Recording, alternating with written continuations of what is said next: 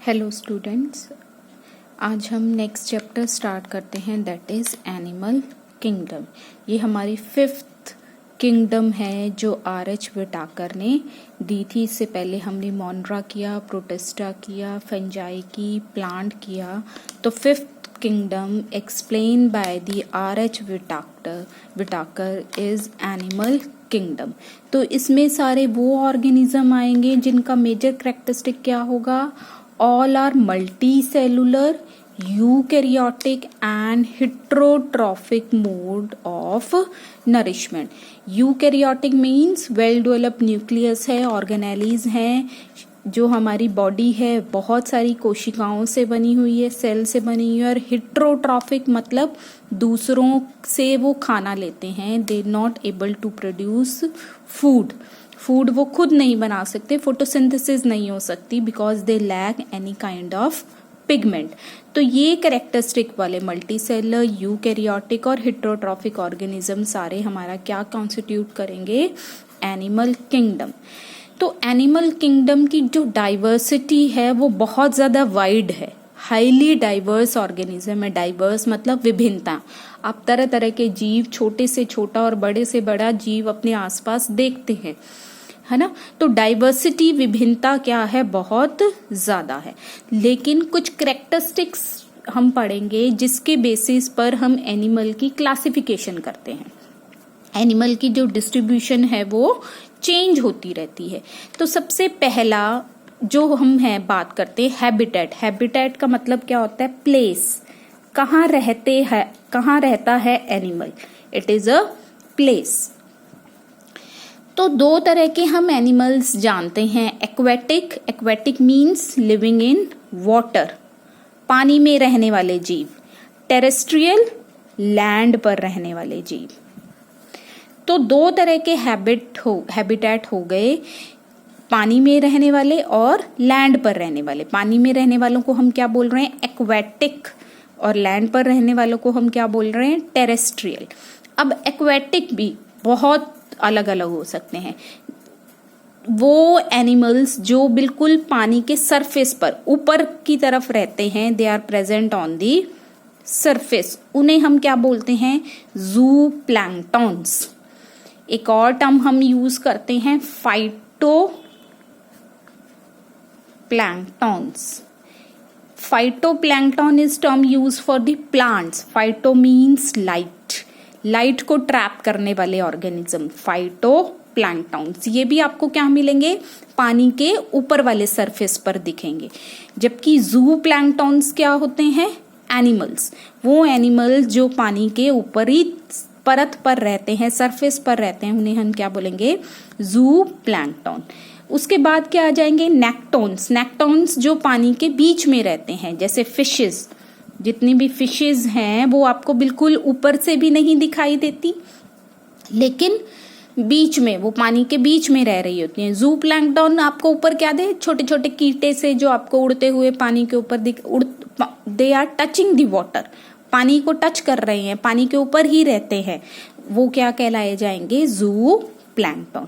तो फिशेस सारी हमारी कौन सी कैटेगरी में आती हैं, नेक्टोन्स। वो नेक्टोन्स क्या है, वो एनिमल्स जो वाटर के मिडल ऑफ द लेयर में रहते हैं, उन्हें हम क्या बोलेंगे, नेक्टोन्स। तीसरे जो होते हैं वो हैं बैंथोन्स, जो बिल्कुल बॉटम में रहते हैं। बॉटम क्या होगा, पानी का जो सरफेस है, नीचे जो लैंड आ गई है पानी में, वो क्या कहलाई जाएगी, बॉटम। तो वहां पर रहने वाले जीव क्या कहलाए जाएंगे, बैंथोस। ठीक है। तो अलग अलग लेयर में कौन कौन से एनिमल्स मिल रहे हैं, उसके बेसिस पर हमारे पास पानी में रहने वाले 3 तरह के जीव हो गए। ऐसे ही लैंड पर रहने वाले भी अलग अलग है। फसोरियल का मतलब है जो बिलो में रहते हैं, बरोज में, बरो में रहने वाले, जैसे चूहा, स्नेक, ये सारे क्या हैं, बरोज में रहते हैं, बिलो में रहते हैं, तो उन्हें हम क्या बोलेंगे, फसोरियल। क्रसोरियल का मतलब होता है fast running, fast runners. Fast runners में कौन आ जाएंगे, चीता, हॉर्स, वुल्फ, ये सारे एनिमल्स जो क्या हैं, बहुत तेज भागते हैं, उन्हें हम क्या बोलते हैं, क्रसोरियल। बिलों में रहने वाले फसोरियल। सेंसोरियल, जो दीवारों पर रेंग कर चलते हैं, जैसे आपकी क्रिपिंग मूवमेंट है जिनके पास ऑन वॉल्स, जैसे आपके छिपकली लिजर्ड जो आती है, दे आर सेसोरल। आर्बोरल, जो हवा नहीं कह सकते हम, जो ट्रीज पर रहते हैं, जैसे मंकी। ट्री पर रहने वाले जो एनिमल्स हैं उन्हें हम क्या बोलेंगे, आर्बोरियल। या एक टर्म आ जाती है एरियल, ये हवा में रहने वाले जीव हैं जिन्हें हम क्या बोलते हैं, बर्ड्स। तो बर्ड्स आ जाएंगे हमारे। तो डिपेंडिंग कि एनिमल कहाँ पर रह रहा है, टेरेस्ट्रियल को भी हम क्या है, काफी सारी कैटेगरीज में डिवाइड कर रहे हैं, लेकिन terrestrial term is used for land. वो लैंड हवा भी हो सकती है, वो लैंड मिट्टी के अंदर भी हो सकती है, और वो ट्रीज भी हो सकती हैं। तो उसके बेसिस पर ये क्या है, चेंज होते रहते हैं। तो हैबिटेट के बेसिस पर हमने अपने एनिमल्स को दो कैटेगरीज में, पानी में रहने वाले जीव और धरती पर रहने वाले जीव। अब अगली जो क्लासिफिकेशन थी, अगला जो करैक्टर था, that is level of organisation, कि जो जीव है उसमें कहाँ तक ऑर्गेनाइजेशन हुई है, कहाँ तक क्या बना है। जैसे हमने स्टार्टिंग में पहला चैप्टर बना था, सेल सारे आपस में जुड़कर क्या बनाते हैं, टिश्यू बनाते हैं। टिश्यू आपस में जुड़कर क्या बना रहे हैं, ऑर्गन आपस में जुड़कर क्या बना रहे हैं, ऑर्गन सिस्टम जुड़कर पूरा एक ऑर्गेनिज्म बनाते हैं। तो ये जो ऑर्गेनाइजेशन है कि केवल ऑर्गेनिज्म सेल से बना हुआ है, या केवल ऑर्गेनिज्म ऑर्गन से बना हुआ है, या टिश्यू से बना हुआ है, उसको हम क्या बोलेंगे, लेवल ऑफ ऑर्गेनाइजेशन। कहाँ तक उसकी ऑर्गेनाइजेशन हुई है। सबसे पहला है सेलुलर लेवल, कि यहाँ पर मल्टी सेल तो हैं, बहुत सारे सेल्स हैं, लेकिन they are not coordinating with each other, एक दूसरे की मदद नहीं कर रहे। मान लो मैं कहूं ये एक ऑर्गेनिज्म है, इसके अंदर ये 6 सेल प्रेजेंट है, ये 6 के 6 सेल अपना अलग अलग काम करेंगे, they are not coordinating with each other. तो ऐसा लेवल ऑफ ऑर्गेनाइजेशन क्या कहलाता है, सेलुलर लेवल। सेल्स हैं बहुत सारे, लेकिन आपस में मिलकर कोई काम नहीं कर रहे हैं, ये अलग कर रहा है, ये अलग, ये अलग, ये अलग, ये अलग, ठीक है। दूसरा जो है tissue level of organisation. Tissue level में क्या है, ये सेल्स आपस में जुड़कर क्या है, एक पर्टिकुलर काम करने लग गए। मान लो 6 सेल एक काम करने लग गए, अगले 4 सेल कुछ और काम करने लगे। तो group of cells performing similar function, ये ग्रुप ऑफ सेल जो सिमिलर फंक्शन परफॉर्म करते हैं उन्हें हम क्या बोलते हैं, टिश्यू। तो टिश्यू बन गया है, ठीक है। तो दूसरा लेवल क्या हो गया, टिश्यू लेवल ऑफ ऑर्गेनाइजेशन। तीसरा क्या हो जाएगा, अब बहुत सारे टिश्यूज आपस में जुड़कर क्या बना दें, ऑर्गन से सिस्टम और पूरा ऑर्गेनिज्म बनता है। तो हाईएस्ट लेवल ऑफ ऑर्गेनाइजेशन क्या हुआ, ऑर्गन। तो जैसे हमारे अंदर ह्यूमन बीइंग्स के अंदर कौन सा लेवल ऑफ ऑर्गेनाइजेशन है, ऑर्गन्स बने हुए हैं, ऑर्गन सिस्टम है हमारे पास जो मिलकर हमारी पूरी बॉडी को बना रहे हैं। तो जितने भी लोअर एनिमल्स मिलेंगे वो क्या होंगे, सेलुलर लेवल ऑफ ऑर्गेनाइजेशन दिखाएंगे। जो थोड़े बीच में आ गए उनके पास क्या आ गया, टिश्यू बन गए हैं लेकिन ऑर्गन नहीं बने। हाईएस्ट लेवल ऑफ ऑर्गेनाइजेशन क्या है हमारा, ऑर्गन डेवलप हो चुके हैं। तो सेलुलर में क्या आएंगे, आप एक फाइलम पढ़ेंगे, स्पॉन्जेस, समुद्र में मिलते हैं ये ज्यादातर जीव। टिश्यू में आप पढ़ोगे सिलेंट्रेट्स, मैं ये नाम इसलिए लिख रही हूं ताकि आप इनको बोलना सीख सके। Sponges cellular level of organisation है। टिश्यू में क्या आ जाएंगे, सिलेंट्रेट्स, जैसे जिसमें हाइड्रा आता है ना, हाइड्रा तो आपने सुना है, हाइड्रा इज ए सिलेंट्रेट, उसमें सिर्फ टिश्यू बना है। उसके बाद जितने भी ऑर्गेनिज्म हैं, जैसे आप अर्थवॉर्म की बात देखें, या आप कोई इंसेक्ट देखें, या आप कोई बर्ड, आप कोई लिजर्ड देखें, जितने भी अब हायर ऑर्गेनिज्म आ जाएंगे वो सारे किस में आएंगे, ऑर्गन लेवल ऑफ ऑर्गेनाइजेशन में आ जाएंगे। तीसरी जो करेक्टर हुआ हमें क्लासिफिकेशन करने में, दैट इज डाइजेस्टिव सिस्टम, कि उनके अंदर अब ऑर्गन हमने बना लिया। अब ऑर्गन कैसे कैसे बन गए, क्या ऑर्गन कंप्लीट बने हुए हैं, सिस्टम बने हुए हैं पूरे। तो पहला जो सिस्टम हम देखते हैं that is digestive system. Digestive system में क्या होता है, हमारा माउथ फिर एलिमेंट्री कैनाल सारी जाती है और बाहर एक डिफरेंट ओपनिंग से खुलती है, दैट इज एनस। तो इनकम्प्लीट डाइजेस्टिव सिस्टम का मतलब है कि बच्चे की ओपनिंग, अब कंप्लीट डाइजेस्टिव सिस्टम के लिए हमें क्या चाहिए, मान लो ये माउथ है, माउथ, फिर यहां से एलिमेंट्री कैनाल जा रही है, फिर स्टमक आ जाता है, फिर इंटेस्टाइन और it open outside by the anus. तो ये सारा एलिमेंट्री कैनाल जा रहा है, that is mouth and that is anus. तो there are two openings in a digestive system, दो ओपनिंग प्रेजेंट होती हैं। तो ऐसे डाइजेस्टिव सिस्टम को in which two openings are present, उसको हम क्या बोलते हैं, कंप्लीट डाइजेस्टिव सिस्टम। जबकि इनकम्प्लीट में क्या आ जाएगा, केवल एक ही ओपनिंग है, मतलब ये यहीं पर बंद हो गया, यहीं से खाना जा रहा है और यहीं से क्या आएगा, वेस्ट बॉडी से बाहर आएगा। ऐसे को हम क्या बोल रहे हैं, incomplete digestive system. If only one opening present हो, उसको हम क्या बोलेंगे, इनकम्प्लीट। टू ओपनिंग्स,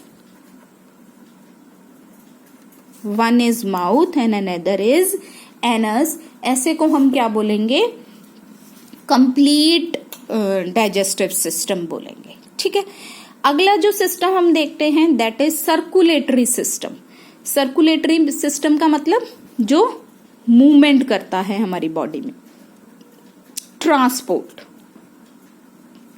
ट्रांसपोर्ट किसका हो रहा है हमारी बॉडी में, जो हम खाना खा रहे हैं या हम ऑक्सीजन बॉडी के अंदर लेकर जा रहे हैं। तो अब हमारी बॉडी क्या है, बहुत सारे सेलों तक बनी है ना, किसी भी एनिमल की बहुत सारे सेल हैं। हर सेल के पास क्या पहुंचनी चाहिए, ऑक्सीजन पहुंचनी चाहिए। हर सेल के पास क्या पहुंचना चाहिए, खाना पहुंचना चाहिए। तो चाहे ऑर्गेनिज्म का लेवल कुछ भी हो, चाहे सेल से बना हो, चाहे टिश्यू से बना हो, चाहे ऑर्गन से बना हुआ हो, तो उनमें सबसे छोटी इकाई क्या है, सेल है, कोशिका है हमारी, स्मॉलेस्ट यूनिट। तो हर सेल के पास प्रॉपर फूड जाना चाहिए ताकि उसके अंदर एनर्जी बन सके। दूसरा, उसके एनर्जी बनाने के लिए क्या चाहिए, ऑक्सीजन चाहिए। तो ये ऑर्गेनिज्म जो क्या चाह रहे हैं, अपना काम पूरा करना चाह रहे हैं, एनर्जी बनाना चाह रहे हैं, तो उसके लिए कुछ ट्रांसपोर्ट सिस्टम अवेलेबल होना चाहिए ताकि चीजें सेल तक पहुंच सके, ऑक्सीजन सेल तक पहुंच सके, या हम फूड कहें, डाइजेस्टेड फूड कहें, हमारा सेल तक पहुंच सके। तो दो तरह के सर्कुलेटरी सिस्टम देखे गए हैं एनिमल्स में। एक वो सर्कुलेटरी सिस्टम जिसे हम क्या बोल रहे हैं, open circulatory system. Open circulatory system का मतलब है कि यहां पर जो ब्लड है, ब्लड इज फ्लोइंग रैंडमली, ऐसे ही फैल रहा है। मान लो जैसे ये बॉडी है हमारी, तो ब्लड क्या है, बस ऐसे ऐसे ऐसे सब जगह जाई जा रहा है। जैसे आप बाल्टी में से पानी गिरा दो तो वो सब जगह फैल जाता है, तो उसको हम बोलते हैं ओपन सर्कुलेटरी सिस्टम।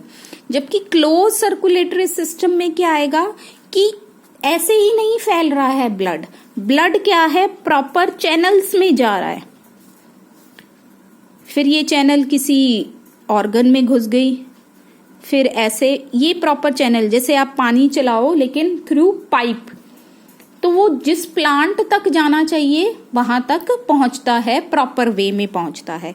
तो ऐसा सिस्टम जिसमें ब्लड प्रॉपर चैनल्स में चल रहा है, उन चैनल्स को हम क्या बोलते हैं,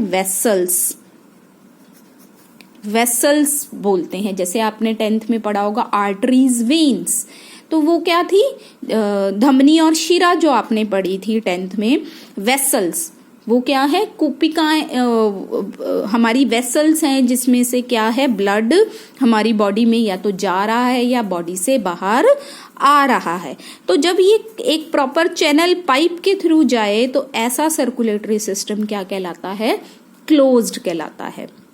तो जितने भी लोअर ऑर्गेनिजम्स हैं उनमें ओपन सर्कुलेटरी सिस्टम होगा। जैसे आपके जो ये इंसेक्ट्स होते हैं, जैसे आपका कॉकरोच है या मच्छर है, they have open circulatory system. उनमें कोई ट्यूब लाइक स्ट्रक्चर नहीं प्रेजेंट है ब्लड को सप्लाई करने के लिए। जबकि हम अपनी बात करें, हम एनिमल्स, जितने भी एनिमल्स हैं, हम जैसे ह्यूमन बीइंग हो गया, बर्ड्स हो गई, या कोई लॉयन, चीता, कोई भी एनिमल है, उनमें ब्लड प्रॉपर चैनल्स में ट्रांसपोर्ट हो रहा है, वेसल्स बोलते हैं। तो उनके पास क्या है, क्लोज सर्कुलेटरी सिस्टम। जैसे हम अर्थवर्म की भी बात करें, जो वो है आपका केचुआ है, उसमें भी क्या होता है, क्लोज सर्कुलेटरी सिस्टम होता है। नेक्स्ट जो है क्लासिफिकेशन करने का तरीका, दैट इज सिमिट्री। सिमिट्री क्या है कि बॉडी की अरेंजमेंट कैसी है, कैसे, जैसे मान लो मैं कहूं ये मेरे पास एक ऑर्गेनिज्म है, ये सेल है, ये सेल है, इसके अंदर ये सेल है, ये सेल है, ये सेल है, ये सेल है। अगर मैं इस ऑर्गेनिज्म को यहां से काट दूं तो इस तरफ 2 सेल चले गए बच्चे, इस तरफ 4 सेल चले गए। अगर मैं यहां से काट दूं, इस तरफ 1 सेल गया और इस तरफ क्या है, 5 सेल आ गए। तो जब आप, सिमिट्री का मतलब है कि जब आप किसी प्लेन में काटते हो ऑर्गेनिज्म को, जैसे मान लो मैं कहूं ये मेरे पास ऑर्गेनिज्म है, मैं इसको यहां से काट दूं तो 2 सेल इधर चले गए, 2 सेल इधर चले गए, है ना। यहां क्या हो गया, बराबर में बट गया। सिमिट्री का मतलब यही है कि अरेंजमेंट जो है बॉडी के पार्ट्स, क्या वो बराबर है। कब बराबर हैं, जब हम किसी बॉडी को इक्वल पार्ट्स में जब डिवाइड कर रहे हैं तो क्या वो बॉडी 2 बराबर हिस्सों में बंटती है कि नहीं, उसको हम क्या बोलते हैं, सिमिट्री। अरेंजमेंट कैसी है हमारे बॉडी पार्ट्स की। तो अरेंजमेंट के हिसाब से हमारे पास 3 तरह की सिमिट्री आती है। एसिमिट्री, एसिमिट्री का मतलब होता है when body is not divided in 2 equal halves. 2 equal halves में बॉडी जब कभी भी डिवाइड नहीं होती, चाहे आप उसको किसी भी प्लेन में काट लो, कैसे भी काट लो, अगर बॉडी ऊपर से नीचे काटो, साइड से काटो, डायगोनली काटो, तो जब बॉडी 2 इक्वल पार्ट्स में डिवाइड नहीं होती, बराबर नहीं बढ़ती, तो ऐसी अरेंजमेंट को हम क्या बोलेंगे, एसिमिट्री। सिमिट्री नहीं है, बराबर नहीं है उस बॉडी के पास। दूसरा क्या है, रेडियल सिमिट्री। रेडियल सिमिट्री का मतलब है कि जब आप बॉडी को किसी भी एंगल में काट दो, जैसे यहां ऊपर से नीचे काटा तब भी इधर 2 सेल आ गए, इधर 2 सेल।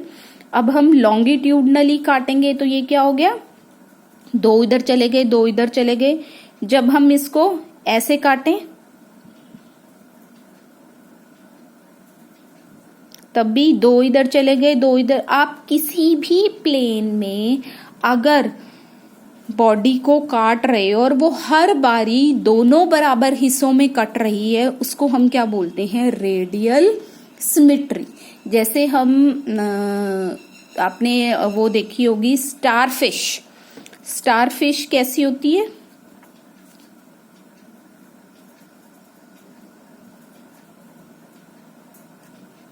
इस तरीके से। तो आप जब इसको किसी भी प्लेन में काट रहे हो, हर प्लेन में काटने से उसमें 2.5 सेगमेंट चली जाती हैं। तो ऐसी अरेंजमेंट को हम क्या बोलते हैं, रेडियल सिमिट्री। बराबरी कट रही है, चाहे आप किसी भी एंगल से काटो। एंगल का मतलब क्या होता है बच्चे, जैसे मैं कहूं ये मेरे बॉडी है, अगर मैं इसको ऊपर से नीचे काटती हूं, दिस इज वर्टिकल, इसको हम क्या बोलेंगे, वर्टिकल बोलते हैं। जब मैं इसको ऐसे काटूं, इसको हम बोलते हैं लॉन्गिट्यूडनल। ये टर्म्स अब बुक में बार बार लिखी हुई होंगी आपको। वर्टिकल का मतलब ऊपर से नीचे, वर्टिकल काटा गया है। लॉन्गिट्यूडनल मतलब लेफ्ट से राइट की तरफ जब आप जा रहे हो उसको आप क्या बोल रहे हो, लॉन्गिट्यूडनल कटिंग या डायसेक्शन। या आप अगर ऐसे काट रहे हो इनको हम बोलते हैं डायगोनल। ठीक है, तो आप किस एंगल में काट रहे हो, वर्टिकली, लॉन्गिट्यूडनली, डायगोनली। अगर आपकी बॉडी हर बारी बराबर हिस्सों में बट रही है तो उसको हम क्या बोलेंगे, रेडियल सिमिट्री बोलेंगे। तीसरा है बायलेटरल सिमिट्री। बायलेटरल सिमिट्री का मतलब है कि बॉडी बराबर हिस्सों में तो कट रही है लेकिन सिर्फ एक प्लेन से। जैसे मैं कहूं ऐसे जब आप काट रहे हो तब तो ये बराबर कट जाती है, लेकिन आप लॉन्गिट्यूडनली काटो या डायगोनली काटो तब आप बराबर ही नहीं बांट सकते। जैसे हम अपनी बॉडी की बात करें, हम ऊपर से नीचे की तरफ काटेंगे तो हम क्या है, एक आंख हमारी, नाक का आधा हिस्सा, माउथ हमारा, एक हाथ, हमारे एक टांग एक साइड चली गई, दूसरी साइड क्या आ गया, हमारी दूसरी आंख, नोज का हाफ पोर्शन, हाफ माउथ, हमारा दूसरा आर्म, दूसरी लेग एक साइड चली गई।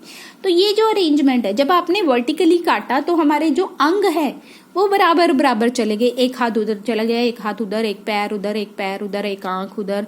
तो ये जो अरेंजमेंट है जब आप किसी एक प्लेन, लेकिन जब हम ये कैसे काटा, आपने वर्टिकली काटा तब हमारे आंख और ये सब डिस्ट्रीब्यूशन बराबर हो गया। लेकिन जब हम लॉन्गिट्यूडनली काटें, अपने पेट से अपने आप को काटें, तो जो दो हिस्से मिलेंगे क्या वो एक जैसे मिलेंगे? नहीं, एक साइड आपको सिर्फ पैर मिलेंगे और दूसरी साइड आपको आपके माउथ पार्ट और आपका आर्म वगैरह सब कुछ मिलेगा। तो उस पार्ट को हम बराबर नहीं कहेंगे, है ना, क्योंकि हर बराबर चीजें नहीं है दोनों पार्ट्स के पास। तो जब आप बायलेटरल सिमेट्री में किसी एक प्लेन में काटने से वो क्या है, दो बराबर हिस्सों में बंटता है, लेकिन किसी और प्लेन में काटने से वो बराबर नहीं बन रहा। ऐसी अरेंजमेंट क्या कहलाती है? Bilateral symmetry. क्या कहलाई जाएगी? Bilateral symmetry. ठीक है, नेक्स्ट है जर्म लेयर। जर्म लेयर, वैसे तो ये डिटेल आप +2 में पढ़ोगे, लेकिन हम एनिमल्स को इसके बेसिस पर भी बांटते हैं। इसमें क्या होता है कि जब कोई भी एनिमल मदर की बॉडी में ग्रो कर रहा है तो वो इस छोटे से सेल से बनना शुरू होता है ना। जैसे हमने प्लांट्स में जाइगोट टर्म यूज किया था। जाइगोट क्या होता है? First cell after the fusion of gamete. जो पहला सेल बना है फ्यूजन ऑफ गैमीट्स के बाद, उसे हम क्या बोलते हैं? जाइगोट बोलते हैं। तो जाइगोट जब बन रहा है, जाइगोट से जो पूरा फुली मैच्योर चाइल्ड बनेगा, इस चेंज में, अब इससे और इससे बनने में हम ह्यूमंस की बात करें तो 9 मंथ्स लग रहे हैं। इन 9 मंथ्स में शुरुआत में जो चेंजेस हो रहे हैं, जैसे अब ये तो बिल्कुल एक बॉल की तरह स्ट्रक्चर है, बॉल की तरह स्ट्रक्चर में बहुत सारे चेंजेस होते चले जाते हैं। जैसे मान लो ये पहले एक सेल बना, फिर 2 बना, फिर 2 से 4 बन गए, फिर 4 से 8 बन जाएंगे। ये जो बॉल बनती रहती हैं, ये क्या है? चेंजेस होते चले जा रहे हैं। इन चेंजेस में अब जब ये बॉल ऑफ सेल बन जाता है, इसमें क्या होगा? ये बॉल ऑफ सेल, ये जो बहुत सारे सेल्स हैं, अपने आप को अरेंज करती हैं। अरेंज करने के हिसाब से हमारे पास 2 तरह के ऑर्गेनिज्म है। अगर ये सारे सेल अपने आप को सिर्फ कैसे अरेंज कर दे?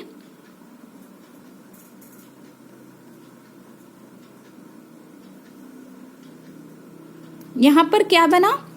एक ये लेयर ऊपर बन गई और एक ये लेयर नीचे बन गई, तो 2 लेयर बन गई। तो ऐसे डेवलपमेंट में हम क्या बोलेंगे? डिप्लोब्लास्टिक है, 2 लेयर बन रही है। डिप्लो मीन्स 2, ब्लास्टिक वर्ड आया है, आप 12th में जाकर एक टर्म पढ़ोगे, ब्लास्टूला। वहां पर इस बॉल लाइक स्ट्रक्चर को हम क्या बोलते हैं? ब्लास्टूला बोलते हैं। ये अभी आपको जानने की जरूरत नहीं। यहां पर आप सिर्फ क्या जाने कि जब डेवलपमेंट हो रही है, बच्चा बन रहा है, उस वक्त जो चेंजेस हो रहे हैं, अगर वो चेंजेस 2 लेयर बनाते हैं, वो जो बदलाव हो रहे हैं अगर वो 2 लेयर बना रहे हैं, तो ऐसी डेवलपमेंट को, ऐसे बदलाव को हम क्या बोलेंगे, विकास को डिप्लोब्लास्टिक। अगर ये डेवलपमेंट, ये विकास कैसे हो रहा है, 3 लेयर बन रहा है,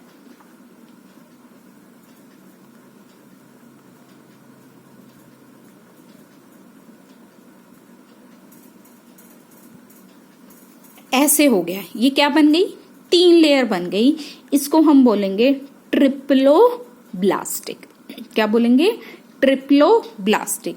तो यहाँ पर लेयर्स, जो पहली लेयर बनती है उसको हम बोलते हैं एक्टोडर्म, बाहर की तरफ, अंदर की तरफ वाली क्या है, एंडोडर्म। ऐसे ही यहाँ पर बाहर वाली एक्टोडर्म, अंदर वाली एंडोडर्म, और इन दोनों के बीच में जो बनती है उसे हम क्या बोलते हैं, मीजोडर्म।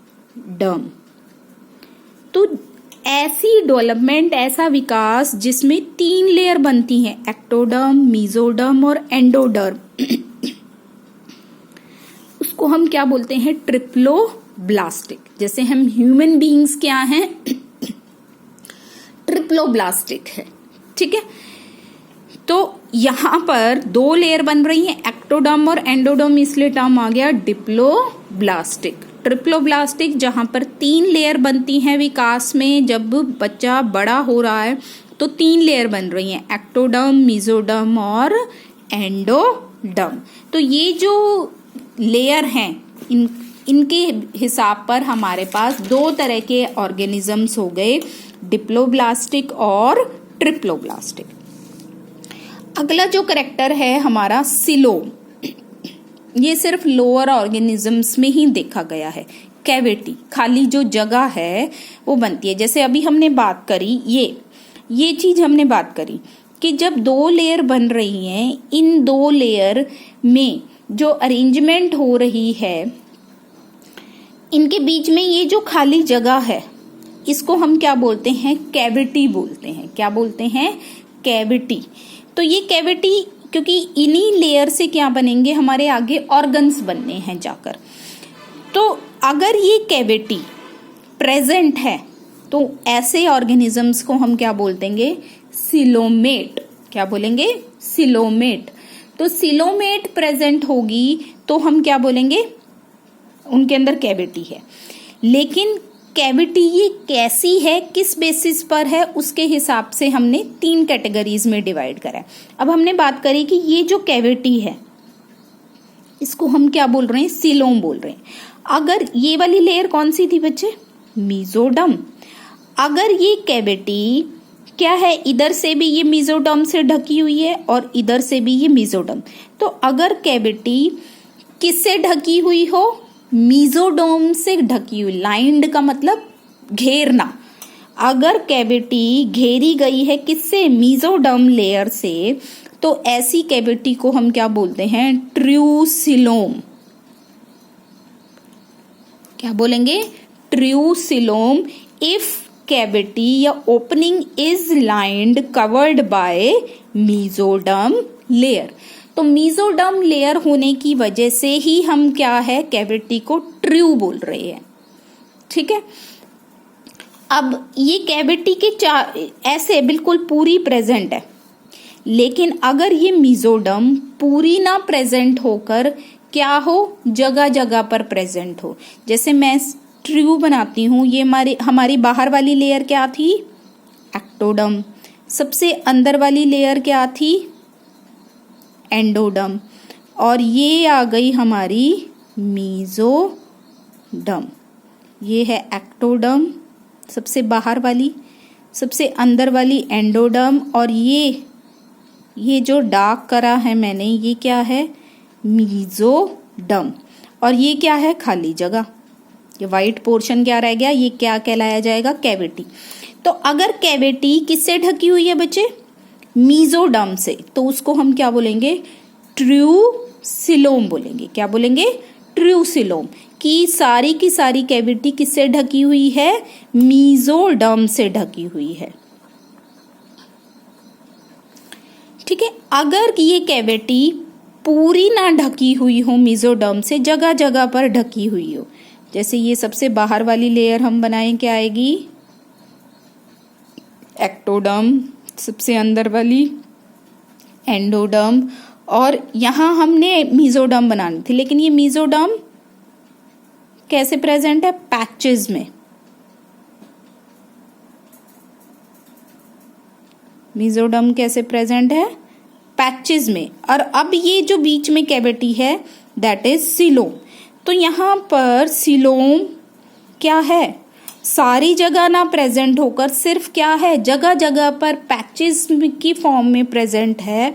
तो ऐसे सीलोम को हम क्या बोलेंगे? ट्रू नहीं बोलेंगे, थोड़ी गड़बड़ सी है, इसलिए हम क्या टर्म यूज कर रहे हैं?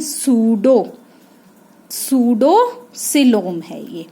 ठीक है, तो पैचेस में प्रेजेंट होने, और अगर कैविटी एब्सेंट हो बिल्कुल, ये हो गई आपकी एक्टोडर्म, फिर मीजोडर्म आ गई, और फिर एंडोडर्म आ गई। ये एंडोडर्म, ये मीजोडर्म, और ये बाहर एक्टोडर्म। तो कोई कैविटी नहीं प्रेजेंट, ऐसे केस को हम क्या बोलेंगे? ए सीलोम। क्या बोलेंगे हम? ए सीलोम, कोई कैविटी नहीं प्रेजेंट है। तो जब जर्म लेयर बन रही है, अगर जर्म लेयर्स में कैविटी आ रही है और उस कैविटी में क्या बन रहा, किससे ढकी हुई है वो कैविटी? मीजोडर्म लेयर से, तो उसको हम क्या बोलेंगे? सीलोमेट। और अगर पैचेस में प्रेजेंट है तो उसको बोलेंगे हम सूडो सीलोमेट, और अगर कैविटी बिल्कुल एब्सेंट है उसको हम बोलेंगे ए सीलोम या ए सीलोमेट। नेक्स्ट है सेगमेंटेशन। सेगमेंटेशन का मतलब है कि अगर बॉडी के पार्ट्स डिवाइडेड हैं, कई लेयर्स में डिवाइडेड हैं, जैसे आपने अर्थवॉर्म को, लीचीज को देखा होगा, उनकी बॉडी पर इस तरीके से लाइनिंग्स दिखाई देती हैं, या आपने कॉकरोचेस को भी देखा होगा, उनकी बॉडी पर ऐसे लाइनें दिखाई देती हैं। ये क्या है कि body is divided into various parts. Parts में डिवाइड होना क्या कहलाता है? सेगमेंटेशन कहलाता है। हर पार्ट को, जैसे ये जो मैंने डार्क किया है, इस पार्ट को हम सेगमेंट बोलेंगे या सोमाइट बोलेंगे। क्या बोलेंगे? सोमाइट। तो जब बॉडी बहुत सारे सोमाइट्स में डिवाइडेड है तो दैट इज कॉल्ड सेगमेंटेशन। अब ये सेगमेंटेशन कैसे हो सकती है? सिर्फ आपको बाहर सरफेस पर ही दिखाई दे, अंदर जब आप उसको खोल रहे हो बॉडी को, वो वैसी नहीं दिखाई देती। लेकिन ऐसे एनिमल्स जिसमें सेगमेंटेशन, जैसे ये बाहर है, जब आप एनिमल को खोल दोगे, इसकी स्किन उतारोगे, जहां पर आपको लाइनें दिखाई दे रही थी, अंदर भी डिवीजन बिल्कुल वैसा ही हो, सेगमेंट वाइज ऑर्गन डिस्ट्रीब्यूटेड हो। पहली सेगमेंट में ये वाला ऑर्गन प्रेजेंट हो, दूसरी सेगमेंट में मान लो दूसरा ऑर्गन प्रेजेंट हो, तो जो बॉडी की डिस्ट्रीब्यूशन है अंदर हर ऑर्गन की, वो भी क्या है? सेगमेंट वाइज ही डिवाइड हो। तो ऐसी सेगमेंटेशन को हम क्या बोलते हैं? Metameric segmentation. When segmentation is divided externally, बाहर भी आपको दिखाई दे रही है और अंदर भी दिखाई दे रही है।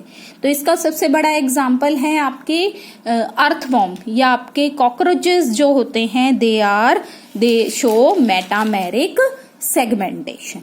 ठीक है, नेक्स्ट है नोटोकॉर्ड।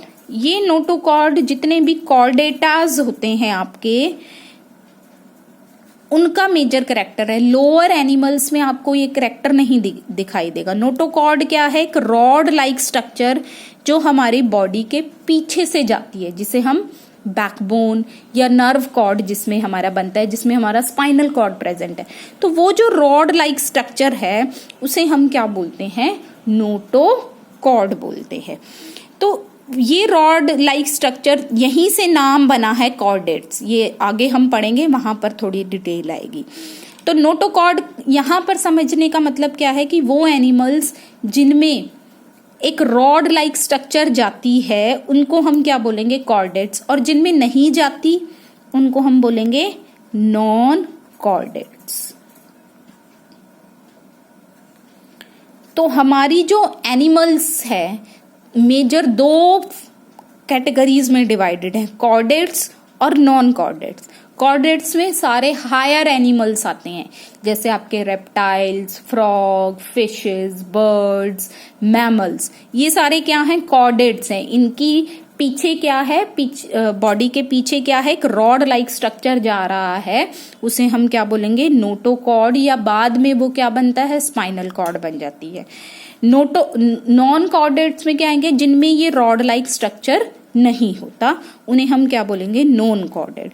एक और चीज समझने की जरूरत है बच्चे, कुछ टर्म्स लिखी होती हैं आपकी बुक में, एक वर्ड लिखा होता है डॉर्सल और एक टर्म लिखा होता है वेंट्रल। हम जैसे बात करें कि डॉर्सल नोटोकॉर्ड, ऐसी लाइन लिखी हुई होगी कि those animal which have dorsal notochord. अब डॉर्सल का मतलब क्या होता है, बैक, या हम कहें पोस्टीरियर। पोस्टीरियर का मतलब होता है पीछे, पीछे की तरफ प्रेजेंट है। जैसे हम अपनी रीढ़ की हड्डी बात करें, वो पीछे है हमारे, तो दैट इज डॉर्सली प्रेजेंट, पीछे है। वेंट्रल का मतलब होता है फ्रंट, वेंट्रल का मतलब होता है फ्रंट या एंटीरियर बोले हम, आगे की तरफ। तो जैसे हम कहें हमारा हार्ट कहाँ प्रेजेंट है, आगे, वेंट्रली प्रेजेंट है, जबकि हमारी रीढ़ की हड्डी क्या प्रेजेंट है, पीछे, डॉर्सल है वो। तो ये टर्म्स यूज की जाती हैं, आप जब ह्यूमन फिजियोलॉजी हम पढ़ेंगे वहां पर भी आएगा, जब ऑर्गन की हम डिस्ट्रीब्यूशन देखेंगे ना, हार्ट कहाँ प्रेजेंट है, किडनी कहाँ पर प्रेजेंट है, तो उनके आगे ऐसा कुछ टर्म्स लिखी हुई होंगी, डॉर्सली प्रेजेंट या वेंट्रली प्रेजेंट। तो डॉर्सली का मतलब आप क्या समझोगे, जो पीछे प्रेजेंट है, वेंट्रली मतलब जो आगे प्रेजेंट है, ठीक है। तो नोटोकॉर्ड कहाँ प्रेजेंट होती है, पीछे, डॉर्सली प्रेजेंट है रॉड लाइक स्ट्रक्चर, जिसे हम क्या बोल रहे हैं, नोटोकॉर्ड। लास्ट जो क्लासिफिकेशन करने का सिस्टम है दैट इज स्केलेटन, कि ढांचा कैसा है ऑर्गेनिज्म का। अगर वो ढांचा सिर्फ बाहर दिखाई दे रहा है, बाहर है, उसको हम क्या बोलेंगे, एक्सोस्केलेटन। जैसे आपने कॉकरोचेस का देखा होगा, एक हार्ड सी कवरिंग प्रेजेंट होती है, जो उनके पंख हैं दैट आर क्वाइट हार्ड, लेकिन वो हार्ड स्ट्रक्चर कहाँ प्रेजेंट है, बॉडी के बाहर, तो उसको हम क्या बोलेंगे, एक्सोस्केलेटन। और अगर यही ढांचा बॉडी के इनसाइड प्रेजेंट हो, जैसे हमारी हड्डियां हैं, हमारी हड्डियां अंदर प्रेजेंट है, फिर हमारी स्किन और ऑर्गन उसको घेर रहे हैं, है ना, तो जब ढांचा जो है बॉडी का वो इनसाइड प्रेजेंट हो तो उसको हम क्या बोलते हैं, एंडोस्केलेटन। जब ढांचा बाहर प्रेजेंट हो, बाहर से सपोर्ट मिल रहा है बॉडी को, उसको हम क्या बोलेंगे, एक्सोस्केलेटन, आउटसाइड। और अगर ढांचा इनसाइड प्रेजेंट हो, जैसे हमारी बोन्स हैं, वो क्या है, इंटरनली हमारे बॉडी को इरेक्ट करके रख रही हैं, अंदर से सपोर्ट कर रही है, तो उसको हम क्या बोलेंगे, एंडोस्केलेटन। तो ये कुछ आज हमने बेसिक कैरेक्टर्स देखे जहां पर हम एनिमल्स को क्लासिफाई कर रहे हैं। लेवल ऑफ ऑर्गेनाइजेशन हो गया, सेल है, टिश्यू है, ऑर्गन है, डाइजेस्टिव सिस्टम कैसा है, सिमेट्री कैसी है, बहुत इंपॉर्टेंट क्वेश्चन है। यहाँ से कई बार क्वेश्चन आता है, बायलेटरल सिमेट्री क्या होती है, रेडियल सिमेट्री क्या होती है, क्वेश्चन आता है ट्रिप्लोब्लास्टिक ऑर्गेनिज्म कौन से होते हैं, सूडोसिलोम बहुत इंपॉर्टेंट है यहाँ से, सेगमेंटेशन, मेटामेरिक सेगमेंटेशन कौन सी होती है, स्केलेटन, कितने तरह के स्केलेटन होते हैं, बाहर से सपोर्ट एक्सो, अंदर से सपोर्ट दैट इज एंडोस्केलेटन। तो यहाँ से छोटे छोटे क्वेश्चंस आते हैं, 1 मार्क क्वेश्चन आते हैं, एसिमेट्रिक ऑर्गेनिजम्स कौन से हैं, तो सबसे पहले आपको इनके टर्म्स पता होने चाहिए, ठीक है। तो नेक्स्ट लेक्चर में हम सारी क्लासिफिकेशन स्टार्ट करेंगे कि कितनी तरह की फाइलम्स हमारे एनिमल किंगडम में प्रेजेंट हैं। Thank you.